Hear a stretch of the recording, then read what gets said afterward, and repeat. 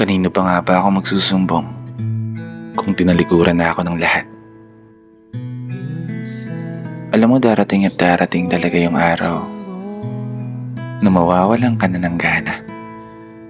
Yung pakiramdam na tila ba pagod na pagod ka kahit pa kakagising mo lang ng umaga. Tinatamad bumangon sa kama at punasan ng mga marka ng mga natuyong luha sa mata. Kasi ang hirap pag dumating ka sa punto na kailangan mo na lang sarilihin ng mga problema sa halip na ikwento o ibahagi sa iba. Harapin yung mga hamon, yung mga pagsubok ng nag-iisa.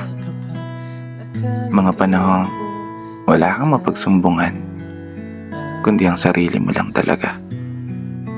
Sarili na hirap nang humakbang sa tuwing nararamdaman mo ang paghihina ng mga paa at pagtamlay ng pandama na tila ba ngalay na sa dami ng mga suliranin na lagi mong dala-dala.